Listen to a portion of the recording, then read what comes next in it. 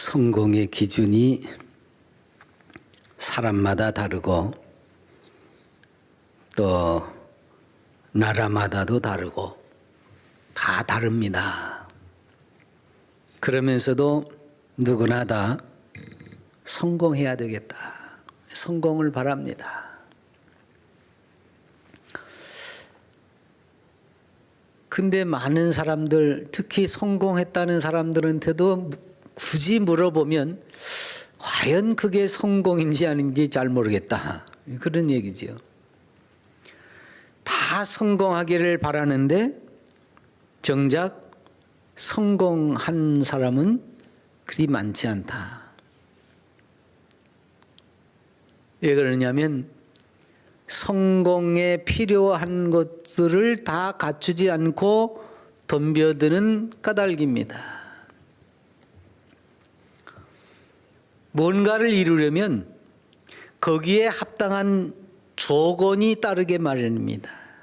조건이 안 갖춰지면 그건 이룰 수가 없어요. 커뮤니티라고 하는 교수가 성공에 필요한 요인이 4가지가 있다 그랬습니다. 쉽게 말하면 성공하려면 이런 조건을 갖춰야 된다 그 얘기지요. 첫째, 지능이 있어야 된다. 이 뭔 말이에요? 생각할 줄 알아야 된다 그 말이에요. 생각 없이 덤벼들어서는 안 된다 그 말이에요. 생각하는 능력이 있어야 된다. 요새는 특히나 그 테크놀로지 시대 아닙니까? 기술 시대.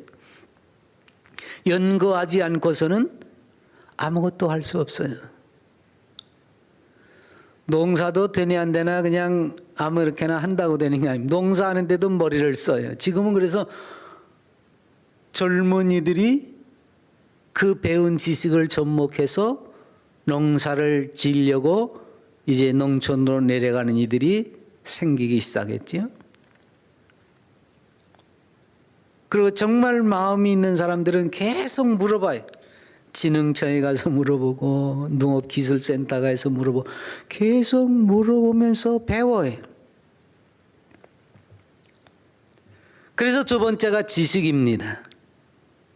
지능은 머리가 좋다 나쁘다 또는 생각을 한다 안 한다 그 정도지만 지식은 그 연구한 것을 머릿속에 저장하는 겁니다.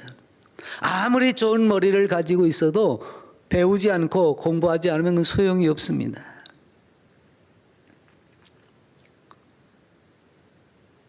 그래서 공부해서 지식을 채워야 돼요. 그 다음에 기능을 익혀야 됩니다. 아는 것만 가지고서는 안 됩니다. 기능을 익히지 않으면 실행을 할 수가 없어요. 이게 능력입니다, 사실은. 좌로가 우로가 운전하는 것도 그렇잖아요. 우회전 좌회전 하는 것만 배웠으니까 무조건 틀면 가는 줄 알죠? 근데 양쪽 옆에 차가 있을 때는 어떻게 해야 돼요? 그걸 피해가는 기능을 익혀야 되는데 그 기능을 익히지 못했어요. 요새는 이제 운전면허가 조금 그 기능을 삽입했다고 그래요. 쉽게 가르친다고 그걸 뺐어요. 주차장에서 들어갔다 나왔다 하는 거를 안 가르치고 그냥 골목에다 이렇게 옆으로 세우는 거, 가는 거, 뒤로 가는 거, 앞으로 가는 거, 옆으로 가는 거, 이런 것만 가르쳐서 면허증을 줬어요. 근데 주차장에다가 이렇게 T자로 꺾어서 들어가는 걸 안 가르치니까 어떻게 해요? 맨날 주차하려면 남의 차 들이받는 거죠. 그게 기능입니다. 안 배우면 또 배웠어도 그 기능을 익히지 않으면 손발에 익숙하도록 만들지 않으면 소용없습니다.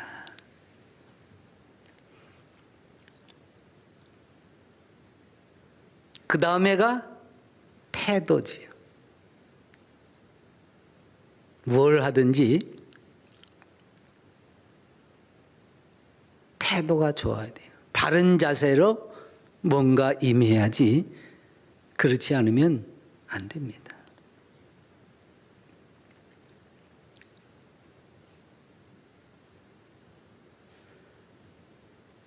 그런데 이 커미크라고 하는 분은 성공의 요인 가운데 제일 중요하게 생각되어지는 것이 뭐냐 하면 이 태도라고 말합니다. 93% 이상이 이 태도에서부터 결정이 난다. 성공이. 그렇게 얘기합니다. 얼마나 중요합니까? 여러분 신앙생활도 마찬가지입니다. 하나님의 영이 우리에게 있잖아요. 사람은 하나님의 형상으로 지음을 받았습니다. 흙으로 빚어놓고 생기를 불어넣었습니다. 그래서 이 생기가 없으면 뭐예요? 그게 인생이 아니에요.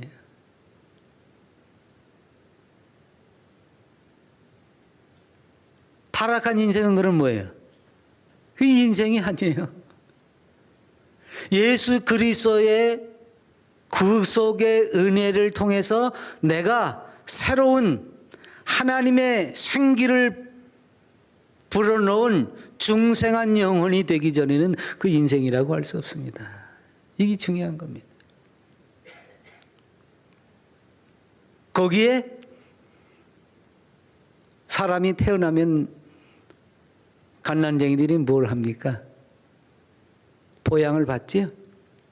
그리고 걸음마도 배우고 가계교기도 배우고 이렇게 점점 자라가지요.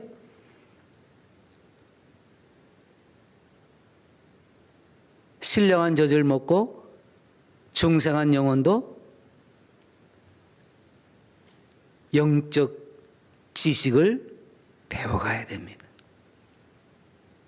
그 다음에는 그 영적 지식으로 배우고 익힌 것을 가지고 어떻게 합니까? 하나님의 사람으로서의 삶의 기능들을 익혀가야지. 그걸 뭐라 그랬어요? 제가 오늘 주보의 앞장에 썼지요. 경건에 이르기를 연습하라 그랬습니다. 기능은 연습해야 됩니다. 하다못해 공 하나 던지는 것도 연습하지 않으면 안 됩니다. 연습이 중요해요.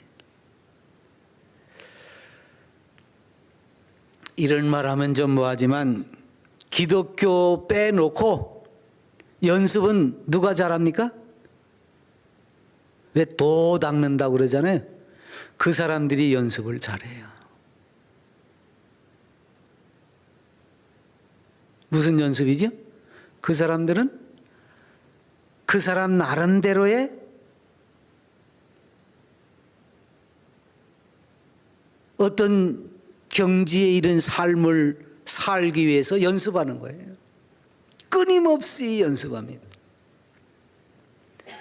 방해가 되지 않게 하려고 산속에 들어가서 연습합니다. 왜? 세상에 보는 게 많으니까 이 방해가 되거든요. 세상 사람들은 이런 연습을 열심히 합니다. 그리스도인들은 이 연습을 잘 안 해요. 기능을 익혀야 되는데. 여러분 기도하는 것도 몸에 배야 됩니다. 말씀 보는 것도 몸에 배야 됩니다. 봉사하는 것도 몸에 배야 됩니다. 겸손하는 것도 몸에 배야 됩니다. 이게 뭐예요? 연습을 통해서 이루어지는 겁니다. 다른 말로 하면 수련이에요. 그래서 경건한 사람이 경건한 삶을 유지하기 위해서 수련을 쌓아야 돼요. 연습을 해야 돼요.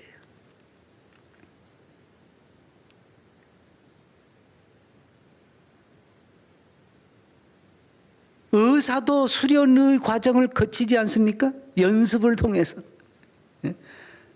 목사도 목사 후보생 과정을 거쳐서 목사가 되도록. 이 과정을, 이 수련 과정을 사람들은 너무 쉽게 생각하고 그냥 없어도 되는 줄로 생각합니다. 예배당에 다니면서 그걸 잘 안 하려고 그래요. 아니요. 익혀야 돼요. 그게 뭐예요? 태도입니다. 내가 모르니까 배워야지. 이런 태도 있어야지요. 아니 응애하고 태어났는데 인생 다 압니까? 모르잖아요. 그러니까 어린애는 끊임없이 배우려고 뭐라 그래요? 왜? 근데 대답을 잘 못하지요. 모르니까. 끊임없는 탐구심을 가지고서 묻습니다. 그게 태도예요. 그 태도가 인생을 결정짓는 겁니다.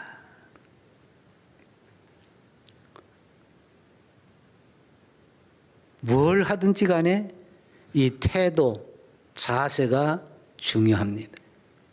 공부할 때는 공부하는 자세, 일할 때는 일하는 자세. 뭘 하든지 간에 그것을 대하는 태도가 성실하고 바라야 됩니다. 그게 기본이에요. 근데 우리는 자꾸 기본을 우습게 생각하고 안 해요. 세상에 뭐든지 기본이 중요합니다.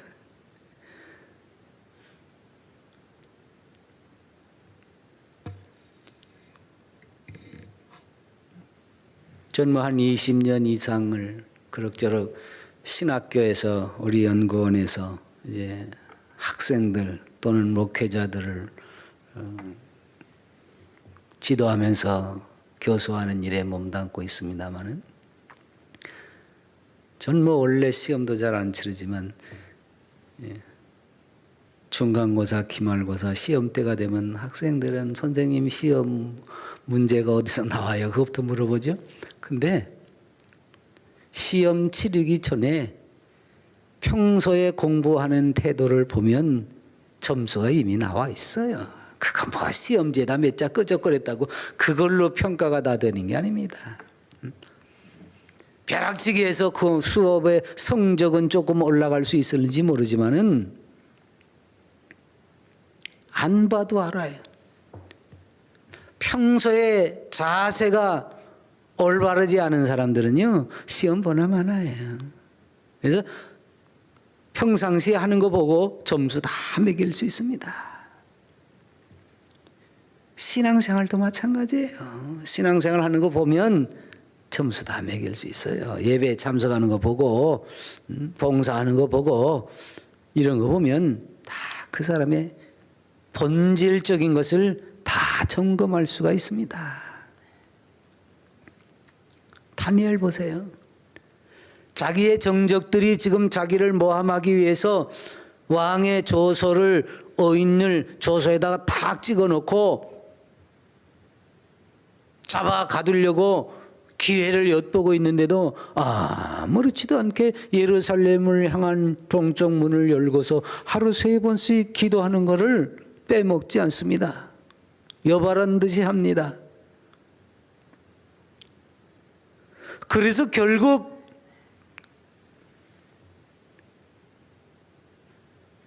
사자굴에 떨어지긴 떨어졌지요. 이 정적들이 그걸 해가지고 다니엘을 제거하려고 꾸민 일이니까. 근데 그것도 모르고 하니까 그 사람들은 아주 손뼉을 쳤겠지요. 근데 사자굴에 들어갔었는데 다니엘은 하나도 안 상했어요. 오히려 그걸 보고 왕이 저거 봐라, 다니엘이 잘못한 게 하나도 없지 않느냐 하고 다니엘을 모함한 사람을 사자굴에다 집어넣어서 이런 거예요.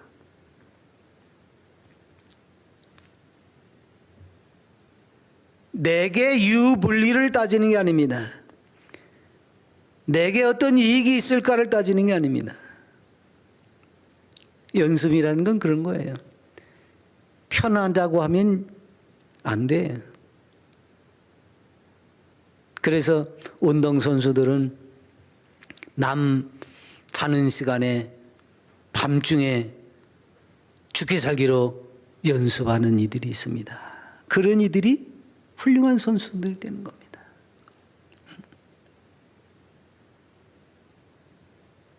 그래서 우리는 바른 자세로 신앙생활을 하기 위해서 경건의 일익을 연습해야 돼요. 즉 수련을 해야 돼. 마음도 수련을 해야 되고 몸도 수련을 해야 돼. 즉 단련을 해야 된단 말이에요. 연습을 해야 돼요. 아무렇게나 되는 게 아닙니다. 어느 날 갑자기 되는 게 아닙니다. 그래서 연습하기 위해서, 즉 바른 자세로 신앙생활하기 위해서 제일 먼저 해야 될 것이 뭡니까? 육체를 따르지 말아라 그랬습니다. 어찌 경솔이하였으리요. 바울이 선교팀을 꾸리고 선교를 하러 다닐 때에 내가 어찌 경솔하게 육체의 서역을 따라서 내 몸에 편한 것만 바쳐서 했겠느냐 그 얘기입니다. 우리 몸은요, 단련하면 할수록 단단해집니다. 근데 풀어놓으면 풀어놓을수록 물러 터져 아무것도 못하게 됩니다. 여기서 육을 따르지 말라는 건 뭐예요? 나는 뭐예요? 육은 편하고만 싶습니다. 헉헉거리고 운동하는 걸 좋아하지 않고 이 몸뚱아리는 편안하게 누워있는 것만 좋아합니다. 근데 그걸 따라다니면 연습할 수도 없고 바른 길을 갈 수도 없는 거예요. 그리스도인들이 헌신이라는 말을 입에는 남지만 왜 그게 잘 안 됩니까? 평소에 연습이 안 되니까 그렇습니다. 제가 늘 말씀드리잖아요. 내가 할 수 있는 것만, 할 수 있는 것, 그 가장 작은 것을 찾아서 시작하라고 말이에요. 그래서 한 걸음 옮기기 시작하면 두 걸음 옮길 수 있습니다. 두 걸음 옮기기 시작하면 세 걸음도 옮길 수 있습니다. 이게 몸의 기능이 살아나는 겁니다. 여러분, 뇌는 안 그렇습니까?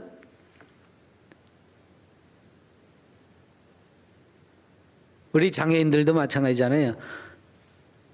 시각에 문제가 생겨서 장애를 입었으면 다른 감각이 발달하지요. 이 두뇌도 마찬가지랍니다. 뇌에 손상을 입었어. 우리 요즘 말하는 중풍, 치매 이런 병 많잖아요. 뇌에 손상을 입었어. 그런데 요만큼이라도 의지를 가지고 자꾸 뇌를 쓰려고 노력을 해나가면 파괴되고 쓰지 못하는 그 기능을 다른 부분에서 다른 세포가 그 기능을 하기 시작한답니다. 그래서 회복이 되는 거예요. 한쪽은 무너져 내렸지만 다른 한쪽을 가지고서라도 정신을 차리고 자꾸 연습에 연습을 가하다 보면 소위 이쪽에서만 써야 될 일을 이쪽 뇌가 감당하기 시작한다는 거죠. 오른손잡이가 팔을 다쳐서 오른손을 못 쓰게 될 때 왼손이 그 기능을 대신하는 것처럼, 몸이 그러는 것처럼 뇌세포도 그렇게 움직인답니다.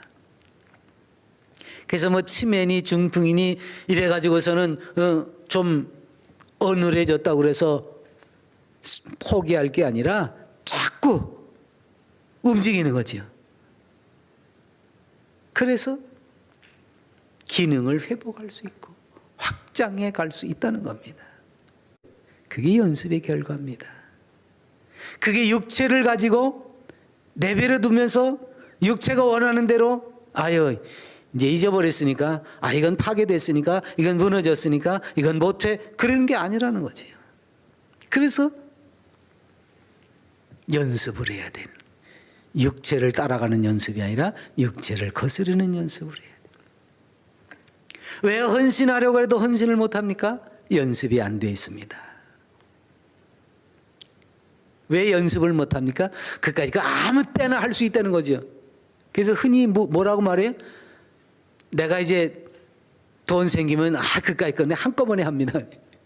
개뿔 무슨 돈 생기면 한꺼번에 합니까? 돈 생기면 도망가기 바쁜데. 안 됩니다. 평소에 연습을 해야 돼. 근데 내 몸뚱아리가 하자는 데가 아니라 그걸 거슬러서. 손익을 저울질합니다. 이 몸뚱아리는 그래요. 왜? 편하게만 살려고 하니까. 그래서 이 자기 몸뚱아리 먼저 생각하는 사람은 아무것도 할 수 없습니다.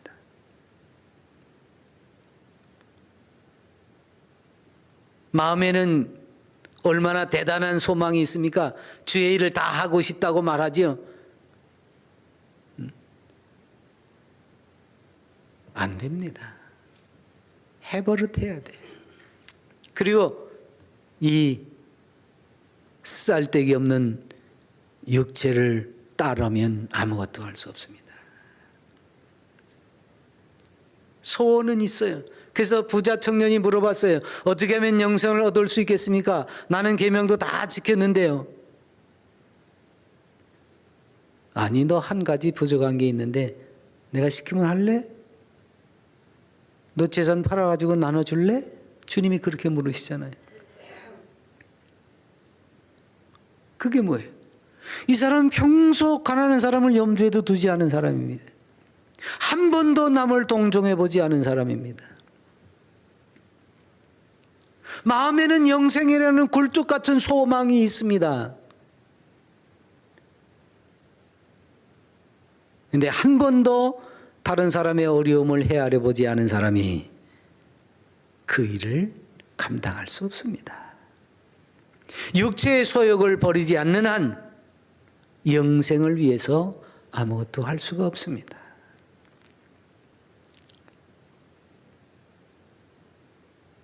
지난번에 말씀드렸습니다만 바울이 아덴에서 실패하고 그 그리스 고린도 지역 이렇게 가서 전도할 때에 사실은 아덴에서 예배당도 못 세우고 이랬기 때문에 그 기운이 많이 떨어졌어요. 자신감이 많이 떨어졌어요. 그래서 맘 놓고 나가서 전도하지 못하고 그저 천막 깁는 사람 만나가지고서 겨우 입에 풀 칠해가면서 이렇게 전도 생활을 근근히 하고 있습니다.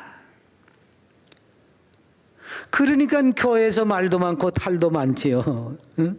여러분 보세요. 지가 무슨 사도냐 이런 얘기까지 나오는 거예요. 그러면서 뭘 왔다 갔다 하면서 뭐 여기 가서도 복음 전한다 그러고 저기 가서 복음 전한다 그러고. 근데 바울의 능력까지도 지금 불신하는 겁니다. 사도권도 불신하고 바울의 능력도 불신합니다. 그만큼 지금 바울은 어려움에 처해 있습니다. 그러나 자기 변명하고 나서지를 않습니다. 물론 변명이지요. 그러나 어떤 변명입니까? 이 모든 것들이 다 하나님 뜻 안에서 움직여지는 것이다. 내가 신뢰를 받지 못하고 있는 것도, 내가 성도들에게 인정을 받지 못하는 것도 다 하나님께서 그 뜻 안에서 움직이시는 것이다. 그래서 사람의 결정으로 사람의 생각으로 이렇게 된 것이 아니다. 이건 전부 하나님의 뜻으로 하나님의 섭리와 역사 가운데서 되어지는 일들이다 라고 생각하니까 자기를 비난하거나 자기를 불신하거나 거기에 전혀 연연하지 않습니다. 이게 육체를 따르지 않는 겁니다. 육체는 뭐예요? 체면도 생각해야 되고 명예도 생각해야 되고, 그래서 다른 사람이 뭔 소리 하면 거기에 발끈하기도 하고 기분 나빠서 이렇게 되는 거죠. 이걸 다 사실 바울이 겪은 모든 고난의 근간에는 뭐가 있습니까?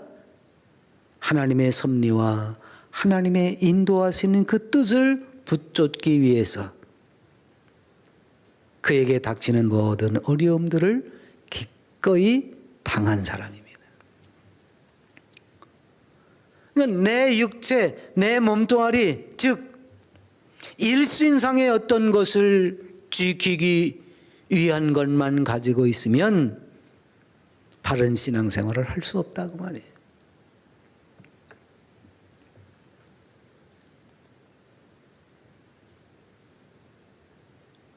나를 앞장 세우는 것이 아니라 나를 내려놓는.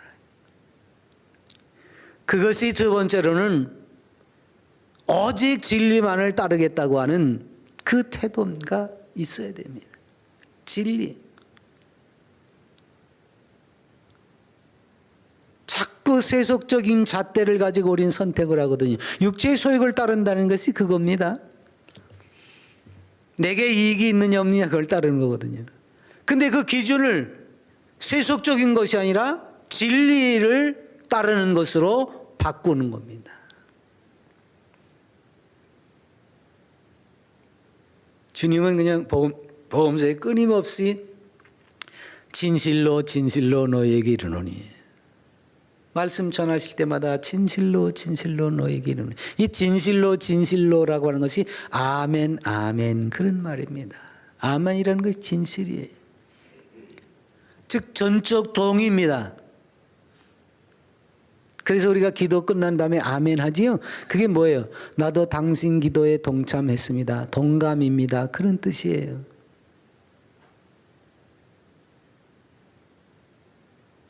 혼자서 기도할 때도 아멘 합니다. 그건 뭐예요? 주님 말씀에 내가 동의합니다. 그런 뜻이거든요.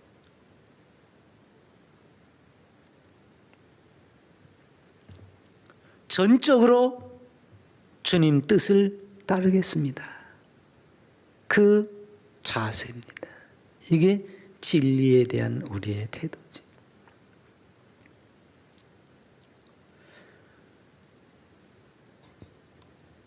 중국에는 지금 굉장히 선교하기가 어려워져서 잔뜩 그 교회들이 우리 선교사들로 다 움츠러든데, 어제 북경대학 교수가 이제 우리 연구원에 특강을 해서 제가 인사차 이제 갔었는데, 아주 지금 소위 말하면 까칠하답니다.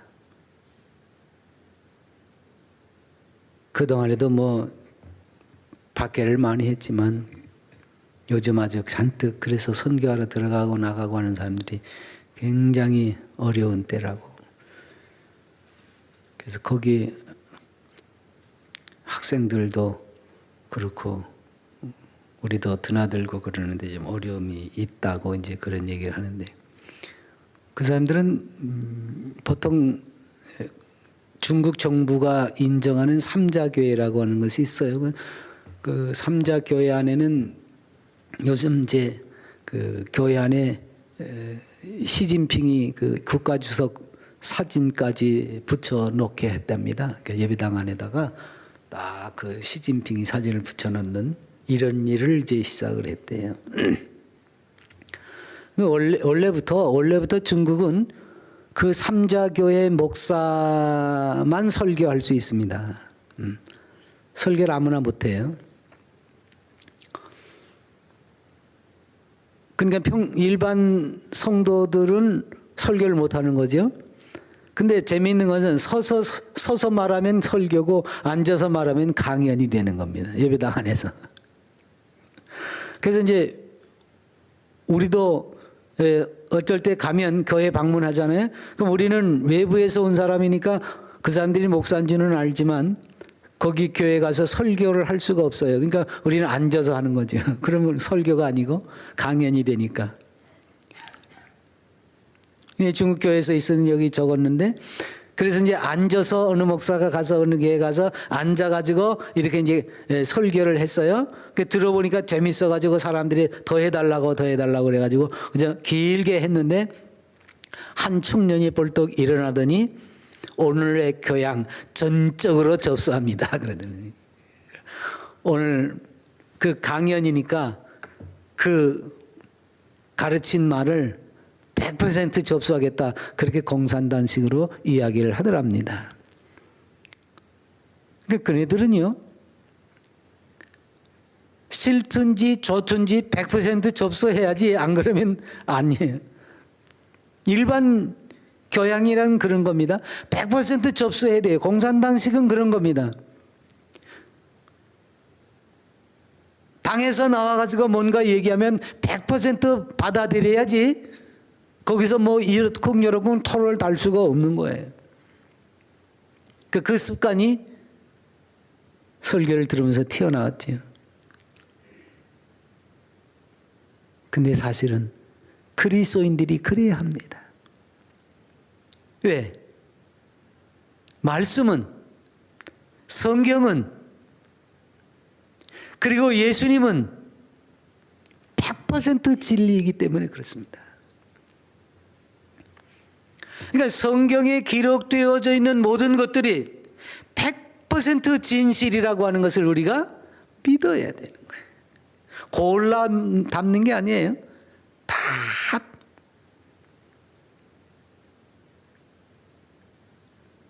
구약에 기적을 경험한 사람들, 신약에 기적을 경험한 사람들 다 어떤 사람들입니까? 말씀하시니까 그 말씀 그대로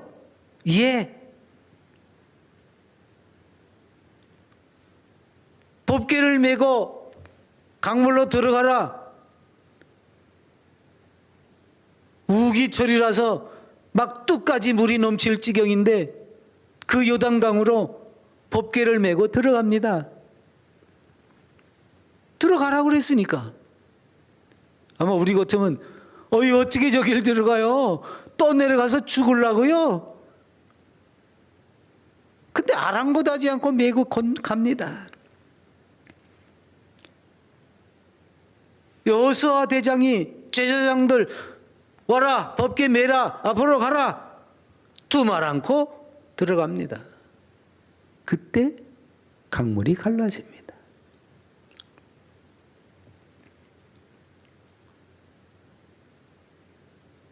진리에 대해서 가타부타 내가 판별하지 말고 있는 그대로를 따라가는 겁니다.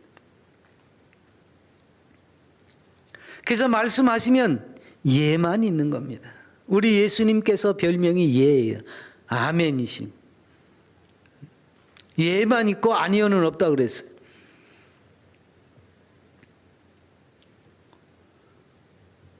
그러니까 우리 주님은 언제든지 하나님 아버지께서 원하시는 대로, 그거예요. 십자가를 지시면서도 나의 원대로 마옵시고 아버지의 원대로 하옵소서 겁니다.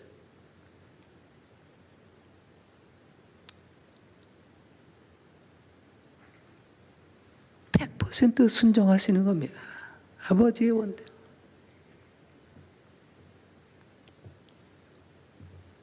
주님이 그러셨죠. 비유로 말씀하시면 큰아들한테 오늘 포도원에 가서 일 좀 하지. 알았습니다. 네. 그러고 나갔는데 그놈은 일을 안 했어요. 둘째도 너도 형 나갔는데 너도 가서 일 좀 하지. 싫어요 저는. 나중에 가보니까 예 한 놈은 없고 아니요 싫어 그런 놈이 밭에서 일을 하고 있는데 누가 순종했느냐 이렇게 물어보시잖아요. 그리스도인들이요 순종한다고 아주 예는 잘해요. 예. 근데 실제로는 안 해. 예 해놓고 왜 안 합니까? 뭐 설마 이거 한다고 되겠어? 그거지요.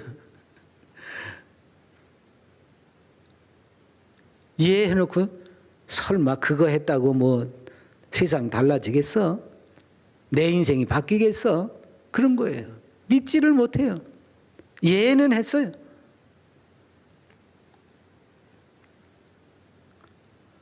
예하면 그 안에서 확신을 가지고 믿고 그 다음에 어떻게 알았어요? 이루어진 줄로 알으라고 그랬습니다. 근데 설마 하고 불순종하게 되니까 입은 예했지만 내 온 몸과 마음은 불순종하고 있습니다. 설마. 이런 죄가 여러 가지가 있겠지만 베드로가 주님이 말씀하신 대로 고기를 잡아온 다음에 주님 앞에 무릎을 꿇고 나를 떠나십시오. 나는 죄입니다. 그랬습니다. 이 양반이 무슨 죄를 졌습니까? 어떤 사람은 여기서 무슨 베드로가 원죄를 잡아간다. 한번 생각해 보세요. 목수가 어부한테 와서 밤에 고기 못 잡았지? 저 깊은 데 가서 고기 좀 잡아. 목수가 어부한테 그런 얘기를 합니다. 그러니 어부가 기가 막힐 거 아닙니까? 이런 생각해 보세요. 한두 해 거기서 고기잡이 한 것도 아니야. 그런 자신이 밤에 고기 한 번 못 잡았다고 목수한테 이런 소리를 들어야 되나? 아마 그런 생각 안 했겠어요? 아직 주님이신 줄 모르고 있는 판인데. 그죠? 아직 주님이 주님인 줄을 몰라, 베드로가. 그저 바닷가에서 무슨 좋은 말씀하고 있는가 보다, 어떤 선생님이 와서 가르치는가 보다 그러고만 있었지. 근데 갑자기 배를 대려니까 밤에 고기 못 잡았지? 저기 가서 잡아봐 그러는데 바로 그겁니다. 예 하고 그물을 내렸어요. 근데 고기가 잡히니까 눈이 동그래진 겁니다. 지금 아니 설마 했는데 정말 이렇게 잡혔어? 그 설마 했던 것을 지금 주님 앞에 토로하는 겁니다. 안 그렇겠습니까?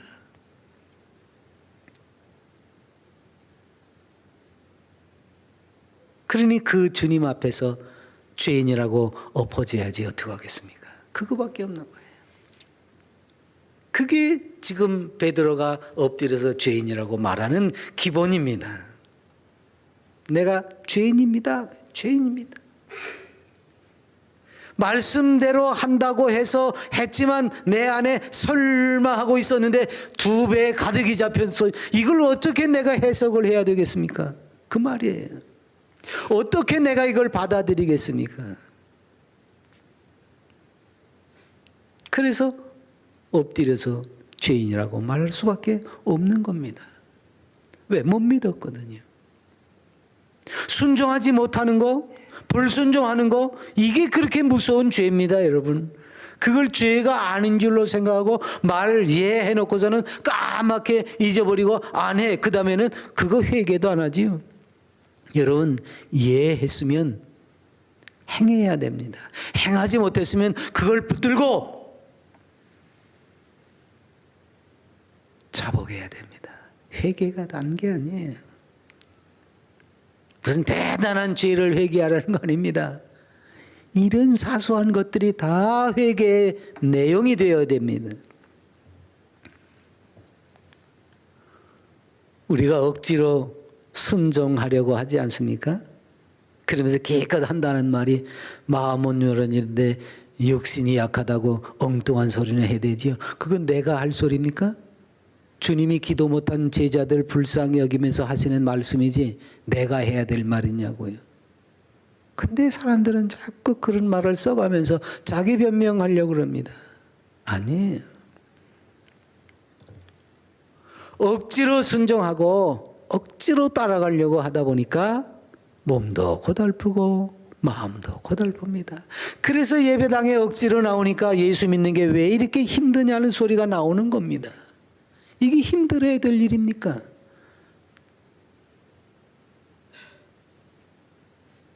여러분, 저 좋아서 하는 일들 힘들었습니까? 왜 그게 힘이 안 들지요? 즐겁고 기뻐서 하는 일이기 때문에 힘이 안 드는 거예요. 단마음으로 순복하고 단마음으로 순종하고 아멘 하면서 따라가면 안에서 즐거움이 솟구치게 되어 있습니다. 그러지 못하니까 즐겁지가 않은 거예요. 억지로 따라오니까 괴로운 거예요.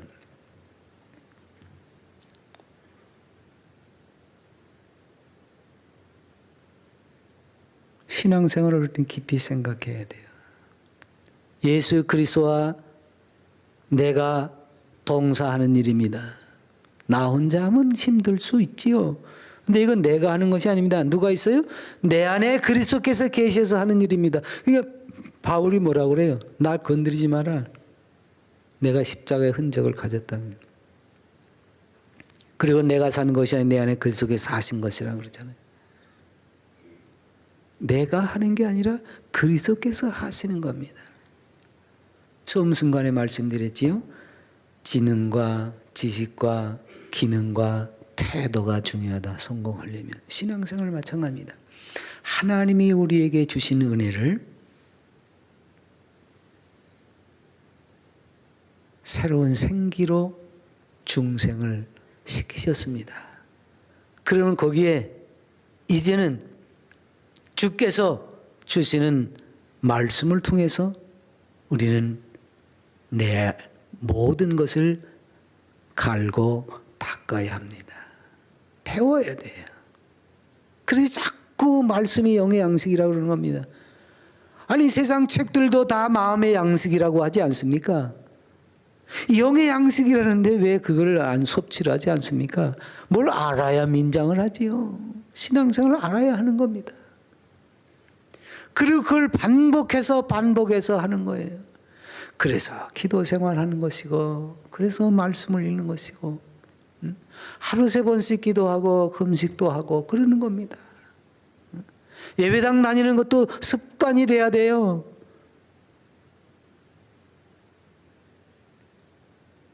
일상생활 중에 내 시간을 뺏어먹는 1시간이 아니에요. 내 시간을 갉아먹는 하루가 아니라니까요. 이게 하나님과 나 사이에 얼마나 소중한지를 알고 예배당 출입하는 것을 익히고, 그리고 그걸 정말 성실하게 감당하려는 태도를 가지고 부지런히 해야 됩니다. 그래야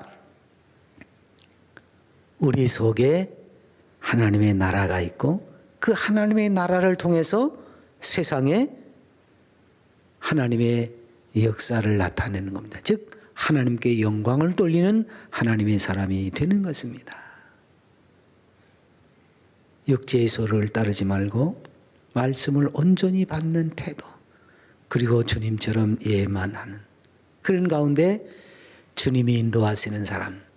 그래서 내 편에서 볼 때는 아쉬운 것이 있다고는 할지라도 하나님께서는 그 모든 것을 극복하셔서 나를 통하여 이루시고자 하는 것을 이루어 나갔을 겁니다. 거기에 우리는 전적으로 순종해서 주의 뜻을 이루어가는 멋진 그리스도인들이 되어져야 하겠습니다. 기도합니다.